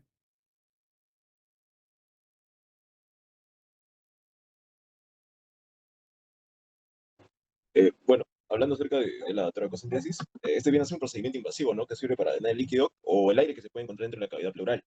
Este generalmente se realiza con una aguja o un catéter, siempre bajo una estricta asepsia y una supervisión médica. Y en el caso de los niños, este procedimiento requiere mayor cuidado porque la caja torácica es pequeña y flexible. Y es importante también resaltar de que en condiciones normales, ¿no?, la cavidad pleural contiene solo de 5 a 15 mililitros de líquido, y este va a permitir el desplazamiento suave entre las pleuras, tanto visceral como la parietal. Y cuando este volumen aumenta, puede causar dificultad respiratoria, motivo por el cual siempre se realiza una toracocentesis, ¿no?, o en ocasiones también causados por la neumonía.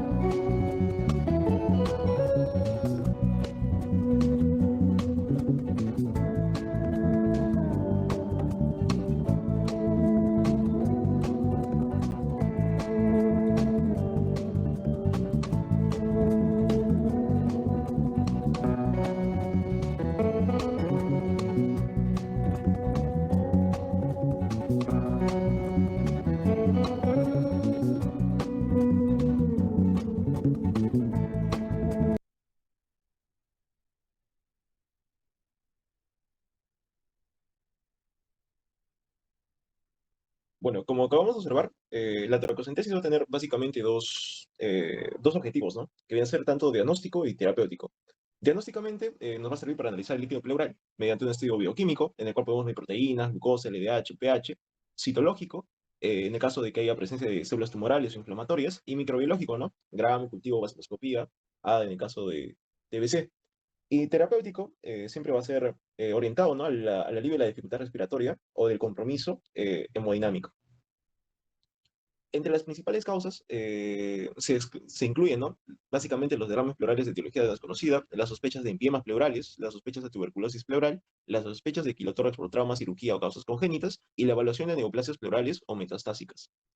Y es importante también reconocer las principales indicaciones terapéuticas. Y siempre va a ser en derrames pleurales que sean voluminosos o sintomáticos.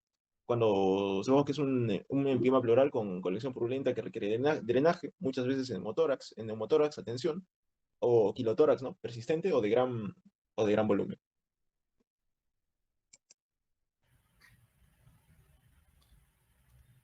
Bueno, continuando con el tema de toracocentesis, tenemos las contradicciones absolutas y las relativas. Las absolutas que nunca se debe realizar, ¿no? Y las relativas que se hace pero con precaución.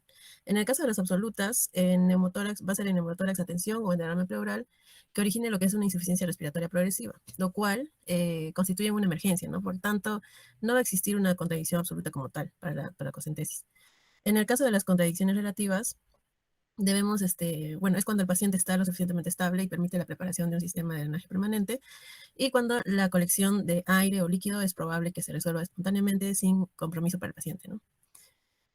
Bueno, en cuanto a la técnica, los materiales que vamos a necesitar va a ser un campo estéril, en donde va a incluir lo que son los guantes estériles, gasas, el paño estéril también, y bueno, la clorhexidina al 2%. También necesitamos un anestésico local, que pues, bueno, es la lidocaína al 1%. Material para la introducción del anestésico local, un angiocatéter de 14-16 o una aguja de 21G. También la llave de 3 pasos, una jeringa de 20 o 50 mililitros, el sello de agua y también un equipo de monitorización cardiorrespiratoria y el kit de reanimación, ¿no? Y también oxígeno, como por ejemplo una mascarilla de reservorio. Siguiente diapositiva, por favor. Siguiente. Ahí. Ya. En la técnica también iniciamos con lo que es la preparación del paciente, ¿no? En la posición, en el caso de los pacientes pediátricos o lactantes pequeños, bueno, la posición es semisentada o de cúbito lateral con el brazo elevado. Procedemos a explicar el procedimiento a los padres y tutores y también monitorizar lo que es la saturación y la frecuencia cardíaca. Como quinto paso, damos analgesia y sedación ligera si es que es necesario. Utilizamos midazolam o ketamina, pero en dosis bajas según la edad y el peso del niño. Y el sitio de punción va a ser determinado por ecografía torácica en pediatría y generalmente se hace en el quinto sexto espacio intercostal, línea axilar medio posterior, sobre el borde superior de la costilla inferior del espacio elegido. Siguiente diapositiva.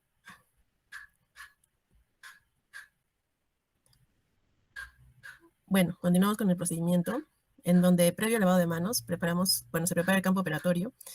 Se realiza lo que es una anestesia por infiltración a la piel, tejido subcutáneo, pared pleural, con lo que es la lidocaína al 1%. El tercer paso sería en el espacio intercostal, insertamos lo que es la aguja, con o sin cánula, conectada con jeringa, y aspiramos continuamente tirando del ómbolo de la jeringa.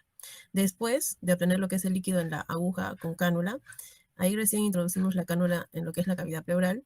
También retiramos la aguja y cuando el paciente realiza lo que es la maniobra de Valsalva, desconectamos la jeringa y conectamos otra vez lo que es la cánula con el equipo especial y con la llave de 3 vías, ¿no? Y con el dren que va a salir de la botella.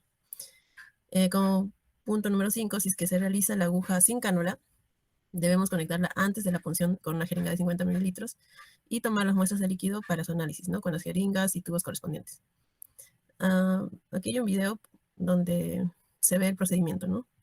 Puedes reproducir el video en un paciente pediátrico. Ya se realizó la previa asepsia, ¿no? Básicamente aquí nos está mostrando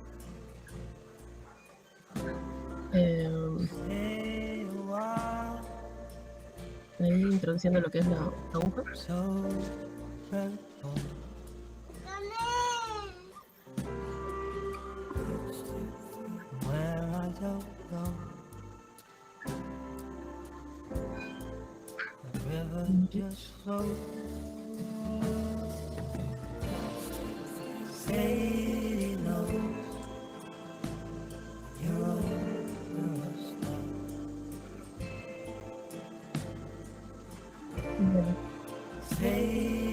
Ahí hasta que se obtenga el líquido pleural, ¿no?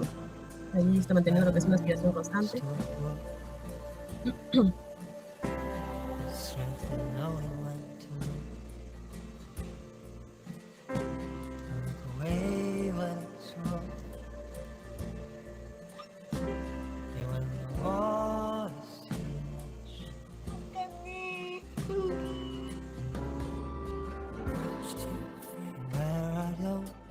Puedes pausar el video.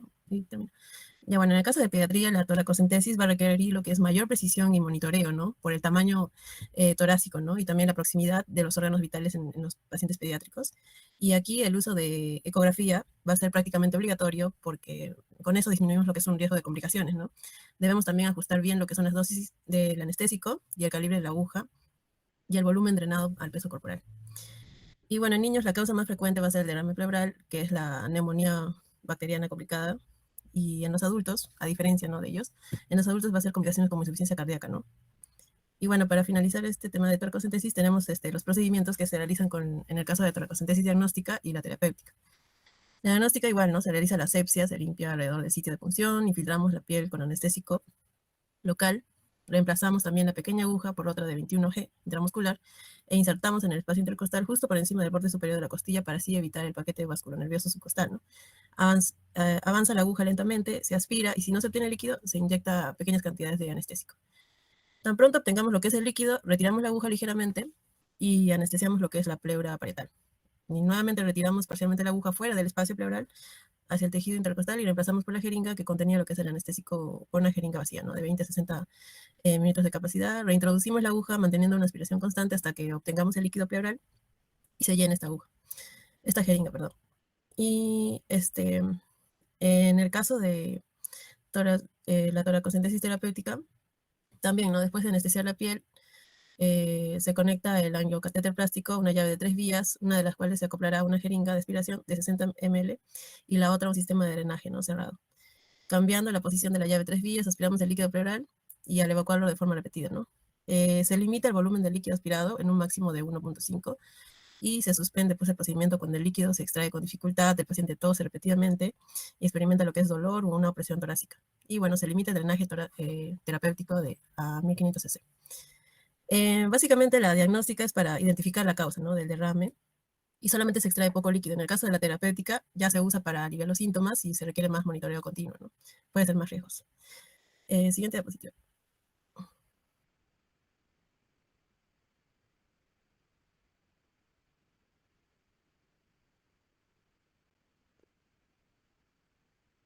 Bueno, continuando con la exposición, ahora vamos a ver lo que es la intubación endotraqueal.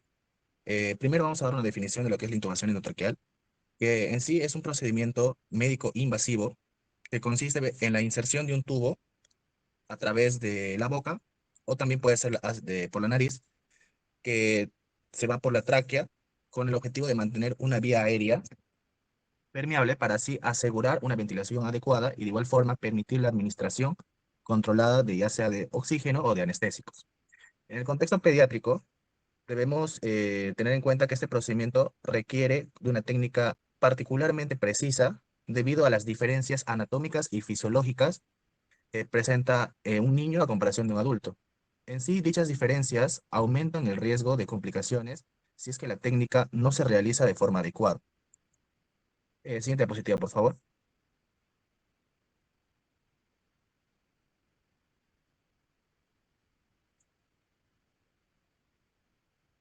Ya. Como mencioné, en cuanto a la anatomía y la fisiología que presentan los pacientes pediátricos, en sí, la anatomía de la vía pediátrica va a presentar características distintivas que la van a diferenciar notablemente a la de un adulto, condicionando en sí el abordaje durante la intubación endotraqueal. En estas particularidades vamos a ver que están comprometidas un total de 5, en las cuales les voy a mencionar en este momento. Una de ellas es el tamaño y la estructura de las vías aéreas. En sí, las vías aéreas de los niños son más pequeñas y blandas, además de que se encuentran en desarrollo, con cartílagos menos rígidos, de igual forma membranas elásticas y unas mucosas más delicadas. lo que va a incrementar el riesgo de lesiones mecánicas o de presión excesiva ejercida por el tubo endotraqueal al momento de realizar la técnica. Otro punto que debemos tener en cuenta es la epiglotis. En sí, en los lactantes, la epiglotis es más grande, más flexible y presenta una forma de U, lo que puede obstruir la visión directa de las cuerdas vocales durante la laringoscopía. De esta manera, dificultando la correcta colocación del tubo, ¿no? Otro de ellos es la posición laringea. La laringe se encuentra en una posición más alta y anterior, para ser más precisos, a nivel de C3 y C4, en lactantes, comparación de lo que es en adultos, que se sitúa a nivel de la C4 a la C5. Además, las cuerdas vocales presentan un ángulo diferente respecto al eje traqueal, lo que puede modificar la dirección del tubo durante la intubación al paciente. Otro punto que debemos ver también es la relación cabeza-cuello, en la cual los niños poseen una cabeza proporcionalmente más grande y un occipucio prominente, lo que va a favorecer la flexión cervical cuando el paciente se encuentra en decúbito supino.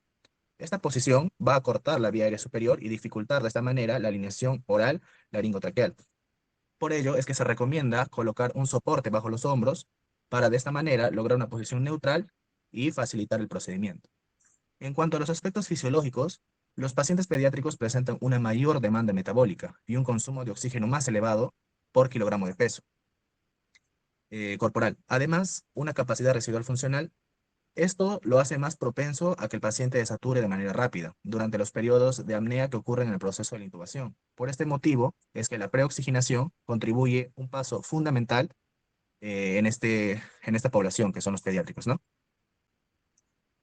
Ahora, en cuanto a las indicaciones, que las vemos a un costado en la diapositiva, la intubación endotraqueal en pacientes pediátricos está indicada cuando es necesario asegurar una vía permeable y protegida, además de mantener una ventilación y oxigenación adecuadas en situaciones clínicas en las que el niño no se puede compensar por sí mismo, esto debido a las alteraciones respiratorias que puede presentar y que vamos a ver en este momento. Una de ellas es la falla respiratoria. Esta se indica en los casos de falla respiratoria hipoxémica, como bien sabemos, es la incapacidad para mantener los niveles adecuados de oxígeno, o también una hipercápnica, que va a ser la retención del dióxido de carbono, que van a ser secundarias a patologías pulmonares, infecciones respiratorias graves, obstrucciones de vía aérea inferior o enfermedades neuromusculares, como sería la miastenia gravis, ¿no? Se va a realizar para reemplazar la ventilación inefectiva del paciente y asegurar el intercambio gaseoso mientras se va tratando la causa subyacente de esta falla respiratoria. Otro punto que debemos tener en cuenta es la apnea persistente o la ventilación espontánea ineficaz. Esto se da indicado cuando la actividad respiratoria espontánea no es suficiente para mantener la oxigenación y ventilación adecuada. En estos casos, la intubación va a permitir controlar mecánicamente la respiración y de esta forma evitar lo que es una hipoxia prolongada. Otro punto a tener en cuenta va a ser la disminución del nivel de conciencia, o sea, un Glasgow menor o igual a 8. Cuando el puntaje de Glasgow es en este intervalo, los reflejos protectores de la vía aérea, como sería la tos o la deglución, se van a encontrar abolidos, aumentando de esta manera el riesgo de la broncoaspiración. En este caso, se intuba al paciente para proteger la vía aérea y prevenir la aspiración de contenido gástrico o secreciones, ¿no? Otro punto es el traumatismo o riesgo de obstrucciones inminentes.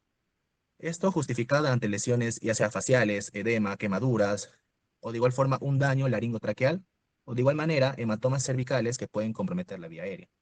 El objetivo de la intubación en estos casos es anticiparse a la obstrucción y asegurar una vía aérea antes de que el paciente entre en una insuficiencia respiratoria aguda. Otro punto es el riesgo elevado de aspiración, especialmente en presencia de pacientes que muestren vómitos abundantes, reflujo gastroesofágico severo o pérdida de los reflejos laríngeos. En sí se va a buscar prevenir el paso del contenido gástrico hacia los pulmones, lo que podría causar una neumonía por aspiración, complicando el caso del paciente. Y durante la reanimación neonatal o pediátrica está indicada cuando las maniobras básicas de ventilación, como sería la bolsa, válvula o máscara, a presión positiva no invasiva, son ineficaces para restablecer la oxigenación. En esta situación, la intubación va a asegurar una vía aérea efectiva para que se administre oxígeno y presente una ventilación controlada durante toda la reanimación y el paciente no presente muerte neuronal o daños tisulares, ¿no? Siguiente, por favor. Y eso sería todo por mi parte. Ok, entonces continuando con las contraindicaciones de este procedimiento, es importante primero aclarar que en la práctica clínica no existen contraindicaciones meramente absolutas. sobre todo cuando el procedimiento sabemos que es vital para preservar la vida, pero sin embargo hay situaciones de riesgo en las que se debe valorar cuidadosamente la técnica o modificarla, o sino también considerar métodos alternativos de manejo de la vía aérea. Tenemos, por un lado, las contraindicaciones absolutas, que como les digo, no son en sí tan absolutas, pero son importantes considerarlas porque hay esos momentos o condiciones en las que no debemos proceder. Ninguna condición médica en sí implica una contraindicación absoluta, les vuelvo a reiterar, si es que el paciente atraviesa un paro respiratorio o riesgo inminente de asfixia. Las únicas excepciones que podríamos llegar a considerar son orden médica de no reanimar o limitación de soporte vital y la negación expresa de los tutores en un contexto no emergente. Fuera de estas circunstancias, la intubación se justifica siempre que haya compromiso vital. Luego, por las contraindicaciones relativas, sí tenemos bastantes, varias. Se consideran como relativas a aquellas situaciones en las que proceder a la intubación endotraqueal podría empeorar la lesión existente, provocar algún colapso de la vía aérea o llegar a dificultar el procedimiento.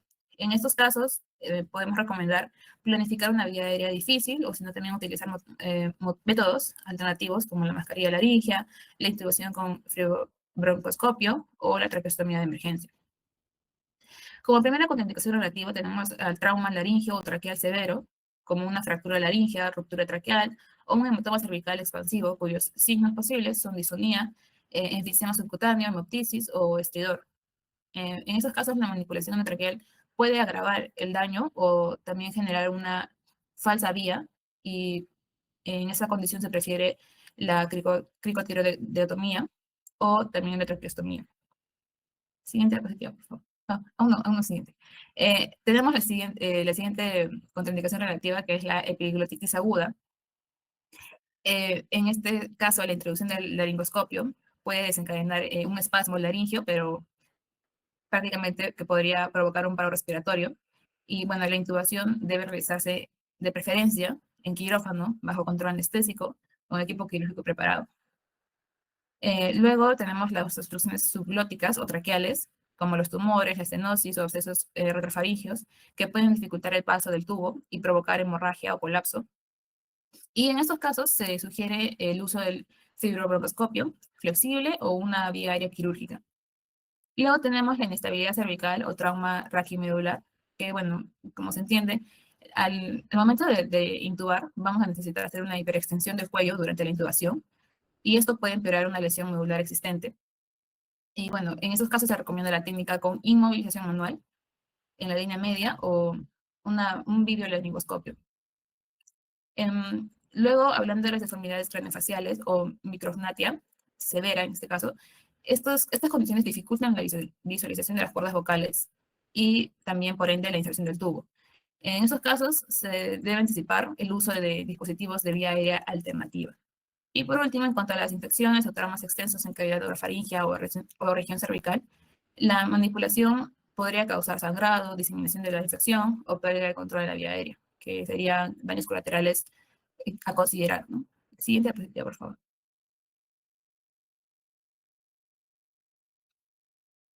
Ya hablando de la técnica para la intubación pediátrica, punto número 1 que debemos considerar es la posición de la cabeza. Como les mencionaba hace rato, la correcta posición de la cabeza es un factor realmente importante, crítico, para garantizar una visualización adecuada de las estructuras laringeas y, por ende, facilitar el paso del tubo endotraqueal durante la intubación pediátrica. También es importante considerar que la anatomía de la vía aérea en los niños difiere significativamente de la de los adultos, por la que la posición ideal varía con la edad y el desarrollo anatómico. Hablando de los recién nacidos o lactantes, la cabeza debe colocarse en una posición neutra, es decir, sin flexión ni extensión cervical, y esto se debe a que el occipucio es proporcionalmente más prominente a la cabeza y tiende a flexionarse de manera natural al estar en decúbito supino, lo que puede obstruir parcialmente la vía aérea. Pero para contrarrestar este efecto, se recomienda colocar un rodete o toalla enrollada debajo de los hombros y el cuello alto, de modo que el eje oral faringio y laringio puedan estar alineados. Esta posición mantiene la cabeza y el cuello en una orientación que favorece la permeabilidad de la vía aérea sin comprometer el flujo respiratorio. Y en cuanto a los niños mayores, a medida que el niño crece, como les mencionaba, la permanencia occipital disminuye y la vía aérea adquiere una orientación más similar a la de un adulto, Y en este grupo etario, la posición recomendada es la posición de olfateo. Esa postura se logra colocando la cabeza con una ligera extensión de cuello, no tan exagerada, de cuello sobre el tronco, de modo que el mentón quede levemente elevado y alineado como se ve en la imagen. Dicha posición permite alinear los ejes oral, faringio y laringio, mejorando significativamente la visualización de las cuerdas vocales durante la laringoscopía. Ahora, si el paciente se encuentra en una camilla o mesa, puede colocarse un rolete de unos 2 a 3 centímetros de grosor bajo la región occipital o el cuello para poder alcanzar el ángulo ideal. Siguiente diapositiva, por favor. En cuanto a la apertura de la boca, que es otro de los factores importantes a considerar, en los lactantes o neonatos, la apertura puede realizarse suavemente con la pala del laringoscopio, aprovechando la estructura flexible de la mandíbula inferior, pero se debe evitar ejercer presión excesiva sobre los tejidos blandos o la lengua, ya que esto puede causar obstrucción o un trauma de la mucosa. Y en cuanto a los niños mayores, se utiliza la mano derecha para abrir la boca y el operador coloca el pulgar sobre los incisivos inferiores y el índice sobre los superiores, ejerciendo una presión controlada y simultánea hacia abajo. El movimiento puede descender la mandíbula y crear un campo visual amplio, manteniendo al mismo tiempo el control cefálico. Y bueno, para ello es importante no aplicar fuerza excesiva sobre los dientes, especialmente en niños con dentición temporal o piezas móviles, para evitar lesiones dentales, obviamente. Siguiente diapositiva, por favor.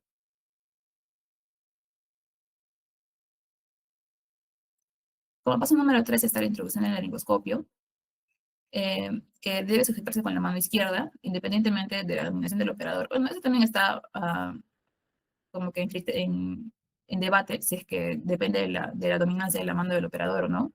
Se dice que, según la bibliografía, que no, que debe ser sí o sí con la mano izquierda, y la hoja se introduce por el lado derecho de la boca, desplazando la lengua hacia abajo y hacia la izquierda a medida que se avanza.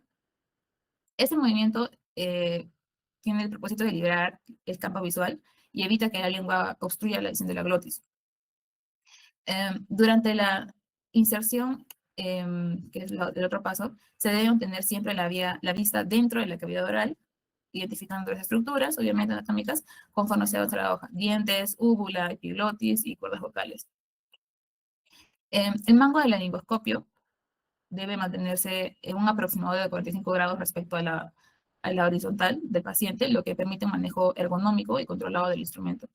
Y se debe evitar ejercer presiones sobre los dientes superiores, como les mencioné hace un momento, o los labios, ya que esto puede producir lesiones o trauma.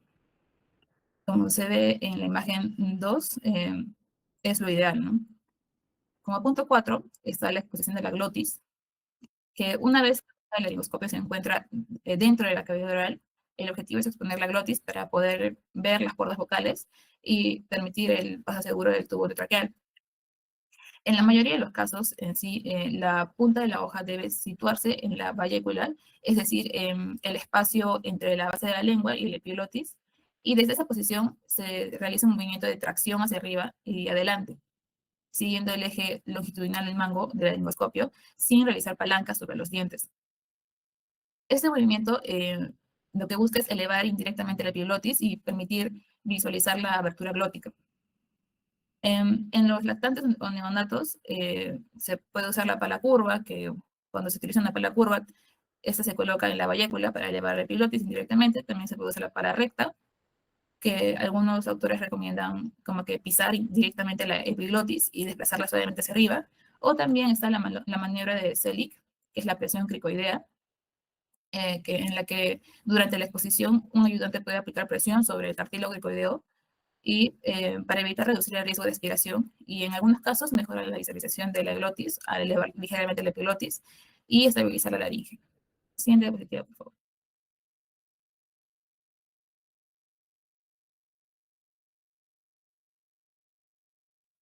En cuanto a la introducción del tubo, que es ya el paso 5, una vez conseguida la adecuada exposición de la glotis mediante la laringoscopía, se procede a la inserción del tubo traqueal, que habitualmente debe ser por el lado derecho de la boca, aprovechando en sí el espacio libre creado por el desplazamiento de la lengua hacia la izquierda, ¿no? El operador debe sostener el tubo con la mano dominante, usualmente sabemos que es la derecha, orientando la punta del tubo hacia la abertura glótica. En caso de necesidad puede emplearse un fiador o un estilete maleable que va a conferir rigidez al tubo y facilita su dirección, ¿no? Siempre cuidando que el extremo del fiador no sobresalga del tubo para, obviamente, evitar lesiones traqueales en el niño. Eso, una vez que el tubo atraviesa las cuerdas vocales, debe avanzar hasta que la marca negra distal desaparezca bajo la visión directa. Si es que se utiliza un tubo de balón, o también llamado tubo CUF, este debe quedar inmediatamente por debajo de las cuerdas vocales sin ejercer presión sobre ellas. Y el fiador se retira cuidadosamente tras la inserción y se conecta de inmediato el tubo a la bolsa autoinflable o el ambú o al ventilador para iniciar la ventilación. Ahora, cada intento de intubación no debe prolongarse más de 30 segundos debido a riesgo de hipoxia, bradicardia y arritmias por hipoxemia. Si durante el procedimiento el paciente se desatura o se bradicardiza, se debe de suspender el intento, ventilar con bolsa y mascarilla hasta recuperar la saturación adecuada y solo entonces podríamos volver a intentar la intubación. Siguiente diapositiva, por favor. Ya en el paso 6, que es la comprobación de la colocación del tubo endotraqueal, una vez introducido el tubo, es indispensable que verifiquemos la ubicación correcta del tubo en la tráquea, evitando complicaciones derivadas de una intubación esofágica o también de una inserción demasiado profunda. ¿Cómo haremos esto? Está la verificación clínica inmediata, que es con observación, auscultación y también con la prueba de sonda de aspiración. En cuanto a la observación, podríamos apreciar la elevación simétrica de ambos emitórax durante la ventilación con la bolsa. La auscultación, podríamos escuchar la entrada del aire en ambos pulmones o sobre el epigastrio. Si es que el movimiento vesicular es más intenso en epigastrio, se sospecha que hemos realizado de forma no exitosa una intubación esofágica. Y si es que la ventilación se percibe solo en el emitórax derecho, podría tratarse de una intubación selectiva del bronquio principal derecho, que es cuando nos hemos pasado de insertar el tubo. Y también con la otra prueba, que es la prueba de sonda de aspiración, si es que una sonda pasa libremente por el tubo sin toparse con resistencia, sugiere que el tubo está en esófago momentáneamente. Siguiente diapositiva, por favor.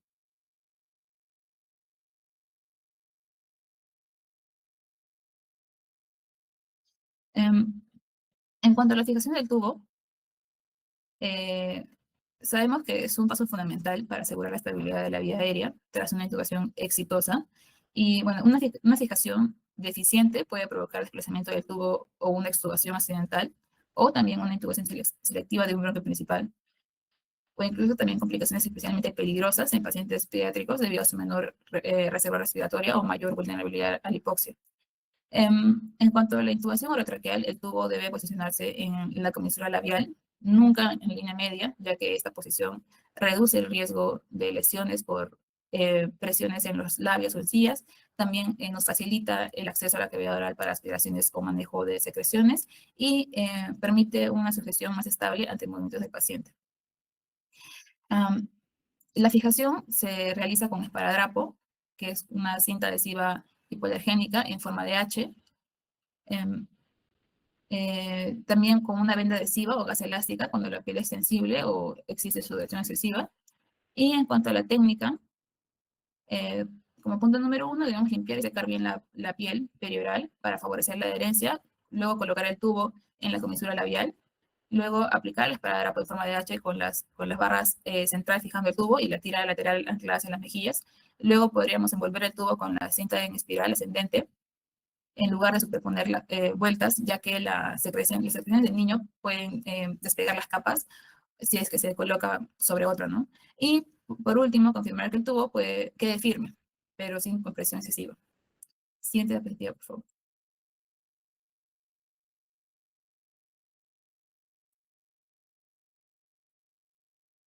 Intubation in children requires the same basic equipment as in adults, but the technique used must take into account the anatomical differences. Placement of an endotracheal tube through the larynx interferes with its natural protective functions. Therefore, we must use techniques and equipment during and following intubation to minimize the risk of aspiration.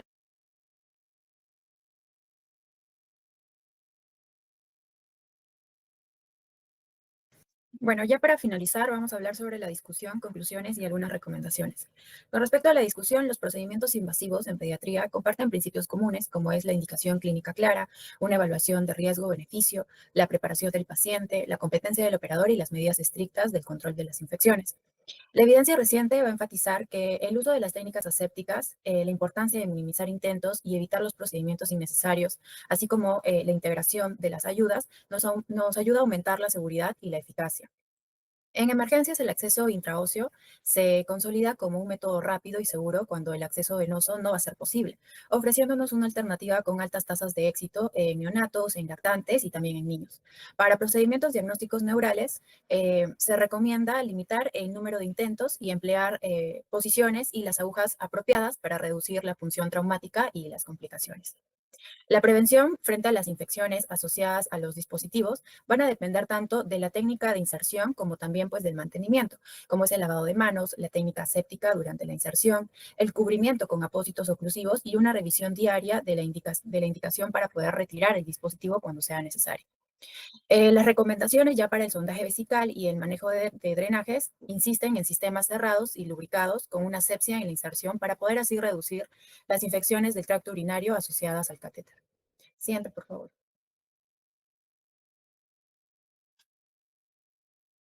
Bueno, las conclusiones. Los procedimientos invasivos en pediatría, como la punción venosa, la arterial, la lumbar, la intraósea y la colocación de las sondas, van a constituir intervenciones esenciales para el diagnóstico, pero también para un tratamiento oportuno en situaciones agudas y crónicas. Su correcta ejecución no solo impacta en la precisión clínica, sino también en la seguridad y en el pronóstico del paciente pediátrico. Es así como la elección del procedimiento debe basarse en las indicaciones claras, una valoración individual del riesgo y también del beneficio y el conocimiento de las contraindicaciones específicas para cada técnica. Asimismo, la aplicación pues, rigurosa de las medidas de asepsia, la selección adecuada del material y la destreza técnica del operador van a ser pilares fundamentales para poder minimizar las complicaciones. La población pediátrica va a exigir un abordaje distinto a la del adulto, pues sus características anatómicas, las fisiológicas y las emocionales requieren adaptar tanto la técnica, pero también el manejo del dolor y la contención. Por ello, la capacitación continua del personal de salud y el uso de los protocolos estandarizados son necesarios para garantizar las intervenciones seguras, eficaces y también humanizadas. Y bueno, finalmente, promover el trabajo en equipo, el registro adecuado de los procedimientos y la comunicación con la familia van a contribuir todas a una atención integral que respalda no solamente el acto técnico, sino también la confianza en el cuidado brindado. Siguiente diapositiva, por favor. Bueno, aquí son unas recomendaciones, las dividí en la asepsia según el procedimiento y las recomendaciones clave del procedimiento. En realidad es un resumen corto de todo lo que han hablado mis compañeros. Comenzamos con la punción venosa periférica. La técnica de asepsia y limpieza tiene que ser con la técnica de no touch, con alcohol o clorexidina, más un apósito transparente. En la punción arterial es similar a la de la punción venosa periférica, con un campo limpio, guantes estériles sin mayor manipulación. En la punción lumbar es completamente estéril, guantes, campo, mascarilla y el antiséptico amplio. En la sonda nasogástrica es un procedimiento limpio, con guantes limpios más un lubricante estéril. En la sonda vesical es totalmente estéril, guantes más campo y el sistema tiene que ser cerrado. En la sonda rectal el procedimiento es limpio, con guantes más lubricante. Ya en la toracocentesis es una asepsia estéril más el apósito estéril post procedimiento, y en la intubación endotraqueal es la asepsia básica, guantes, la protección facial y estéril si fuera quirúrgico. Siguiente diapositiva, por favor. Bueno, y en las recomendaciones clave de cada procedimiento, en el catéter intravenoso periférico hay que elegir una vena adecuada, hay que minimizar los intentos y usar una ecografía si fuera pues, difícil, así como registrar y revisar a diario. En la punción arterial hay que evitar múltiples intentos, ya si se fuera a hacer la prueba de Allen en el caso pues, de una toma de la arteria radial, y hay que vigilar los hematomas. En la punción lumbar, una posición correcta, una aguja adecuada según la edad y solamente máximo de 3 a 4 intentos, y hay que documentar el volumen. En la sonda nasogástrica hay que confirmar la posición y registrar la longitud. En la sonda vesical hay que retirar lo antes posible para evitar las infecciones del tracto urinario asociadas al catéter, y hay que vigilar el flujo e infección. En la zona rectal hay que usar un calibre pequeño, evitar las manipulaciones excesivas y hay que vigilar el sangrado y distensión. En la toracocentesis siempre tiene que estar acompañada de la ecografía y extraer los volúmenes prudentes, así como realizar también una radiografía post procedimiento. Y bueno, en la intubación hay que seguir el soporte vital avanzado pediátrico y hay que confirmar por medio de una capnografía más la auscultación, y siempre hay que registrar la profundidad. Siguiente diapositiva. Y eso sería todo, doctor. Muchas gracias. Bueno, agradecemos mucho a sus compañeros la exposición, muy interesante.